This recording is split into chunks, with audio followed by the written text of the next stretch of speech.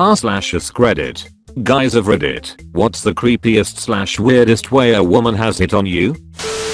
Reminds me of when I was in college. It's a long story, but I got really depressed and drove my 92 VW Jetta from Idaho and was trying to get to Santa Barbara. Somewhere near Modesto my car overheated and I ditched it in a gas station parking lot. During this period of my life I was clinically depressed and not thinking entirely rationally. Ended up getting rides with strangers and hitchhiking with a trucker. Well, I managed to make my way down to Santa Clarita, but I needed a ride on 126 West to Santa Barbara. No luck anywhere. I walked into a Circle K at about 3:30 am and talked to this biker and the lady clerk. I forget the biker's name, but the woman, well, she's a bit of a ham planet. And her name was Tracy. But she offered to drive me to Santa Barbara when she got off work at like 7 am. I gladly accepted and decided to sleep on the floor of the convenience store beneath a table in the dining area. I would wake up every 30 minutes to hear Tracy brag to all her regulars about how she was going to drive me to Santa Barbara and that she's never been there. Hooray. Eventually I don't wake up as frequently and even sleep for a few hours. When I finally do wake up, I look around, but no Tracy. What the heck, I thought. Even though I'm tired and barely awake, I ask the new attendant, Where's Tracy? Oh, she just went home to shower. She'll be back soon.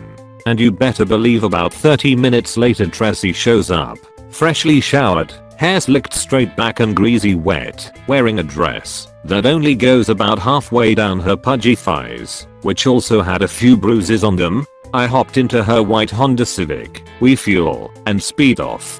The conversation was awkward and sparse during the 45-minute drive. Tracy had also applied a little perfume, but it didn't really help. When we finally get to Santa Barbara, I just asked her to drop me off at a Trader Joe's by the exit. But before I left, Tracy slides her porky fingers on my thigh and with just a slight coyness says, "So, do you want me to hang out for a bit?" I was like, nope, and jumped out of the car. Maybe I'm old fashioned, but I didn't want to have my first sexual experience be with an overweight stranger in her Honda Civic mid-morning at a Trader Joe's parking lot. Preface: my oldest sister is 15 years older than me and moved away when I was 4. I'm 18, in college, working nights in a convenience store. Around 6:30 one morning a woman walked in looking like she had been hit by a truck. She sees me and asks, "Hey, are you girl Russia Files' brother?" I am. I'm Lulu. I'm a friend of your sister. We went to high school together. I asked if she was okay. Yeah. My husband beat me up. Wow. Can I call the police for you? No. But could you give me a ride to the... Okay. I get off work in 30. I drive her there and wait while she secures lodging. Want to come in? No thanks. I think I want to go home, grab a beer, and get some sleep. Know what I want? A good fucking.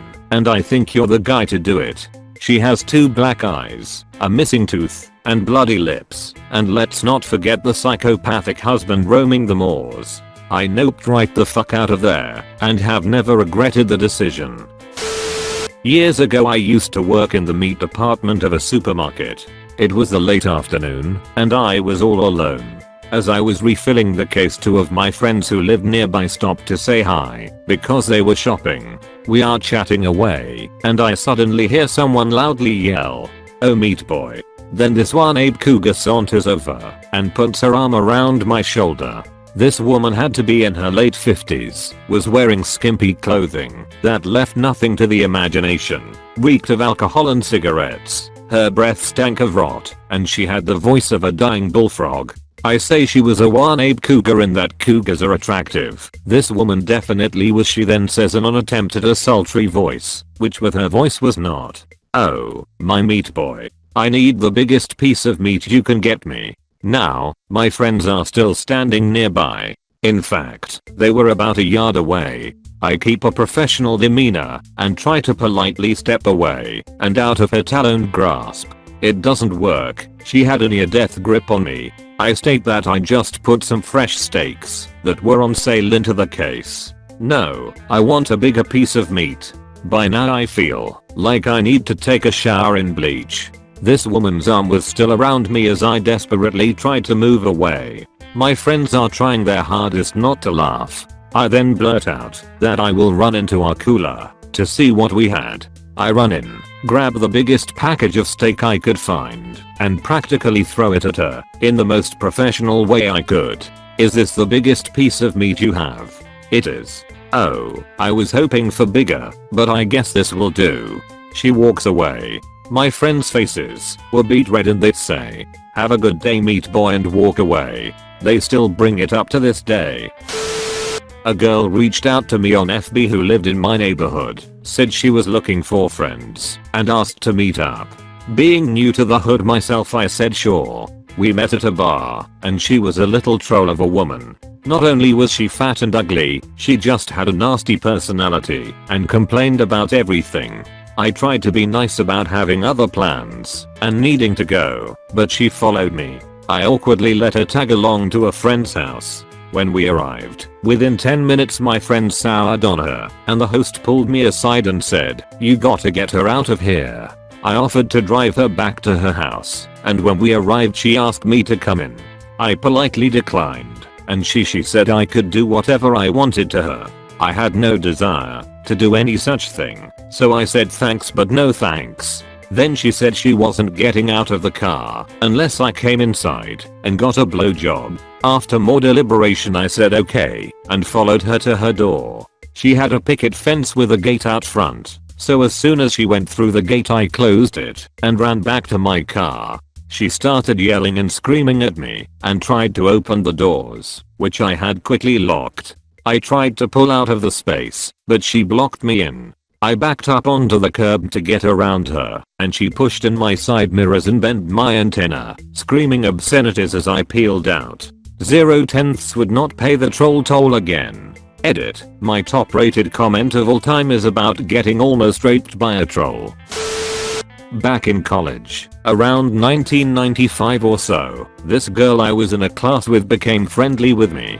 I wasn't all that attracted to her, but she was cool and funny. One day she comes to class and talks about how her stereo's tape player was broken, and she couldn't play any tapes. I offer to lend her mine. She gets really happy when I tell her. She says that she just needs my tape deck for a couple of nights. Fine, whatever. The next time we have class together, I bring in my tape deck. She takes my tape deck home, and I don't hear from her for a week or so. Finally I ask about my tape deck in class, and she dodges my question. I'm starting to get worried. She's had my tape deck for a week now, and I miss being able to play tapes. After another week, with her being really friendly to me the whole time, I ask when I'm going to get my tape deck back. She just smiles coyly. Then she says, "I'm not giving you your tape player back until you ask me out." No. I'm not attracted to her. She's cool, but I'm not interested in going out with her. Plus which, that's emotional blackmail. Knowing that she was capable of that is a huge strike in the minus column. I wouldn't want to go out with someone so manipulative. Long story short, she steadfastly held on to my tape deck for months while we became better friends. Soon she introduced me to some of her friends, and I hit it off with one of them. I started dating her, and it made tape deck hostage girl furious. She got really jealous. Eventually she returned my tape deck tearfully. She stopped hanging out with me shortly thereafter. We stopped having classes together, and I gradually stopped dating her friend too.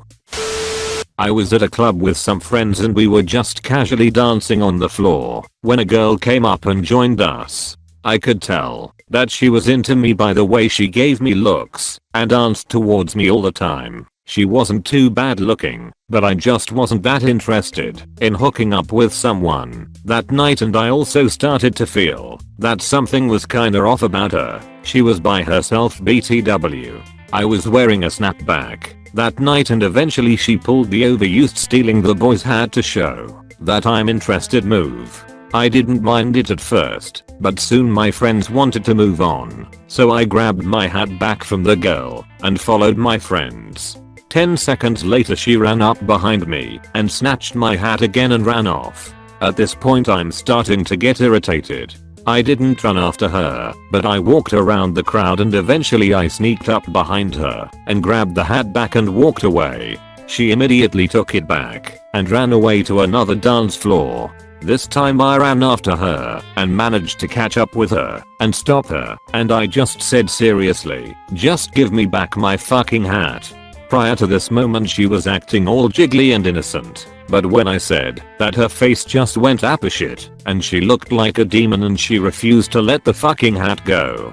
So I yanked it back really fucking hard from her. The hat almost broke. She was a surprisingly strong young lady and with the same posse's looking face as before. She just flipped me off and walked away. Lol. TL. Doctor, a girl at a club, refused to give me my hat back after taking it multiple times from me. At the last confrontation she went apeshit on me. Got the hat, so I won. She set me on fire. We were in the army together, and one of the things that soldiers do is use lighters to burn loose strings off of each other's uniforms, because having loose strings is something command likes to bitch about. Maintaining a professional appearance and all that. Anyway, she was in feet Benning for airborne school at the time and I would visit her during her time off and hang out. So we're driving in my car with her in the passenger seat, I think heading to get some food or something. I'm wearing a long sleeve hoodie and I guess she spots a loose string on the sleeve because she tries to burn it off, not thinking that the hoodie is not like our uniforms and is covered in extremely flammable lint. I have my eyes on the road, so I don't see it as the fire races lightning fast up my arm, but I feel it burn the side of my neck right as she starts screaming. Needless to say, the combination of her screaming and me being on fire freaks me out a bit, but I managed to maintain control of the car while she's slapping the shit out of my arm trying to put me out.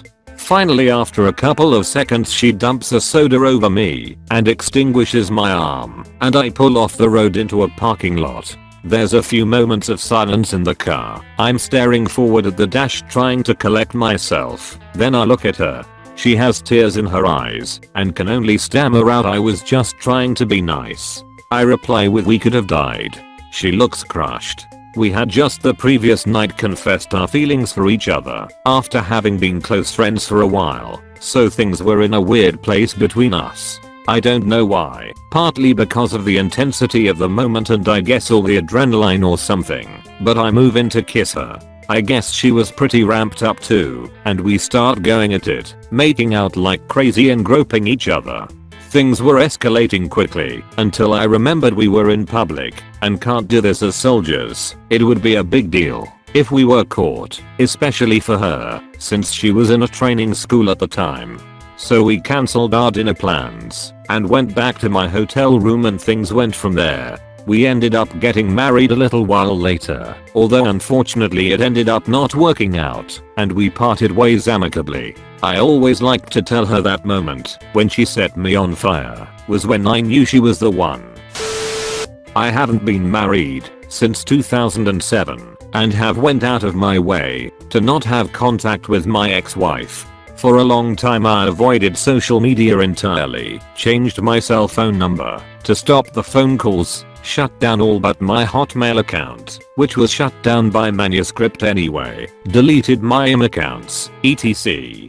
To this day, I refuse to use my real name on my Gmail account, and my Facebook has no pictures of me at all to identify me by, or any other information. I share my name with about a half dozen family members, so it's fairly common, making it harder to find me. Not that it's impossible to find me. Another crazy ex-GF found me on FB shortly after I created the account. Fast forward to about 2013.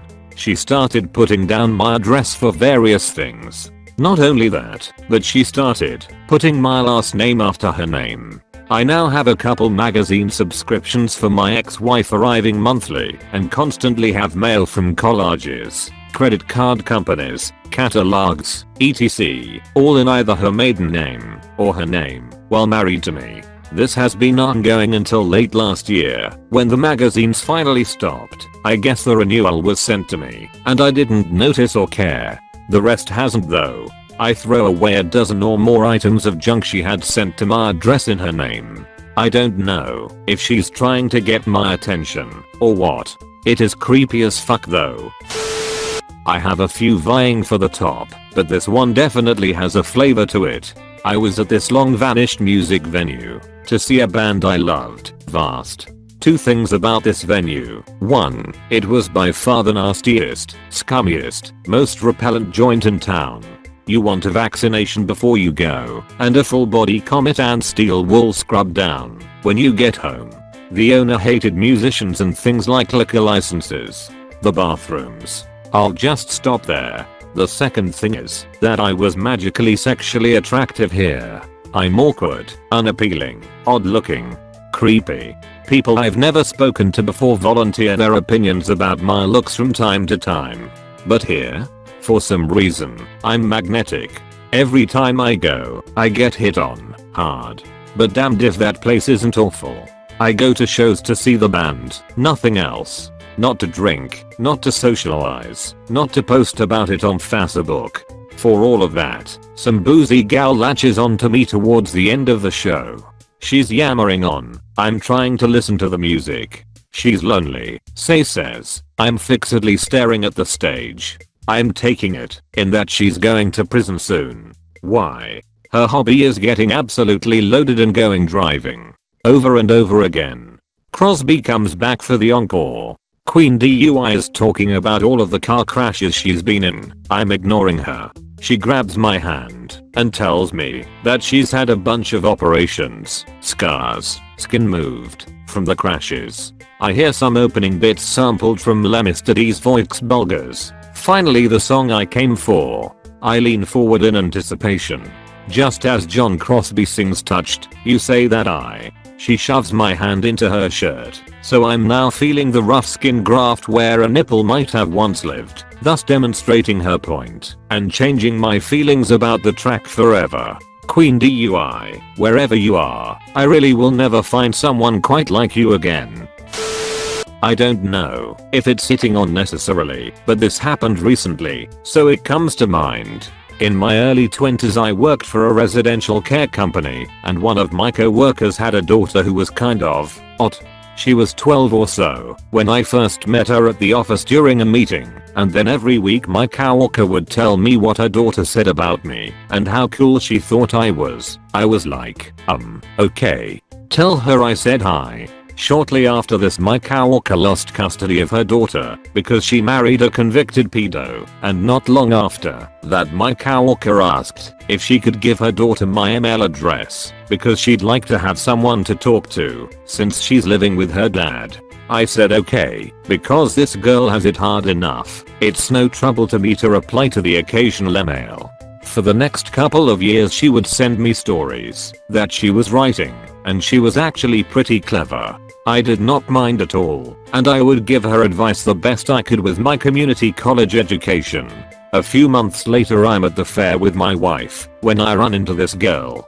Apparently something had changed with her mom's husband's ability to be around children, and she's back. She's living in town. She's at the fair with one of her cousins and she's wearing a Home Depot apron over her clothes, like it's no big deal. She asks me if I will go on a ride with her that her cousin is too afraid to go on, and I agree. After the ride she gives me a big hug and asks if I will come to the fair with just her next year. I told her that I didn't think that would be a great idea since I like to go with my wife and enjoy some beers, but that I would always go on a ride with her if she wanted me to. She seems to understand, and we go our separate ways. The emails continue without much change, other than she's hinting more about this going to the fair together stuff. I finally told her that if she makes it through high school with a 3.8 or better GPA through her junior year I will go to the fair with her, just the two of us, and only during the day.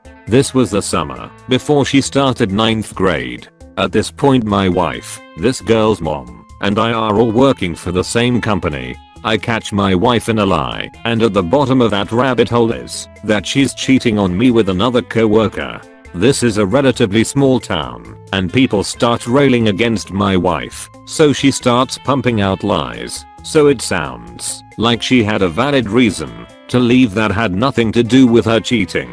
So I'm working at this place with these people for months after this, and my co-worker's daughter is still emailing me and tells me that my wife is now pregnant with this fuck's kid and that they are naming him Michael after me. There are so many reasons why I have to leave this shit town, and that's what I do. As I start to establish my life 300 miles away, this girl gets a MySpace page and adds me as a friend. Fine, whatever. We don't really talk much, and I sort of forget about my pledge to go to the fair with her. Plus, what are the chances she'll want to be seen with a guy who's pushing 30 at the fair the summer before her senior year? Well, she reminds me occasionally, so that's looking like it's going to happen as she emails me copies of her transcript, and she's a kicker student.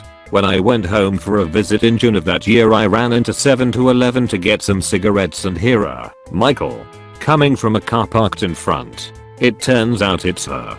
She's 17 so she can drive. She gets out and we talk for a bit, and she asks what I'm doing in town, and I tell her visiting with my grandma and going to a party later. She asks about the party, and I told her it was just a smaller get together at a friend's house and I was leaving the next day. That's the entirety of the conversation, and we go our separate ways. An hour later, I'm sitting at my mom's house looking at MySpace on my laptop when I see she's made a post that's something like this. Just ran into this guy I used to like that I haven't seen in a few years, and he tried to get me to go to a party with him.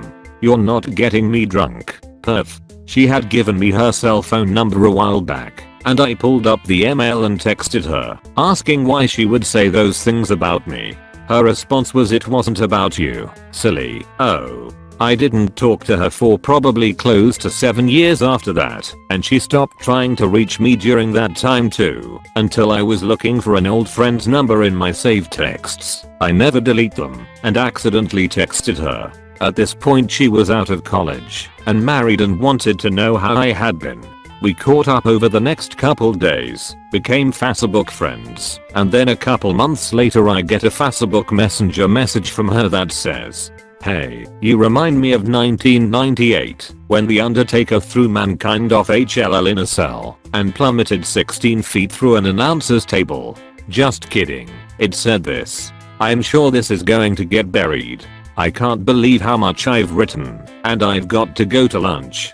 I have pictures of what she actually wrote, if there's any interest, when I come back and edit.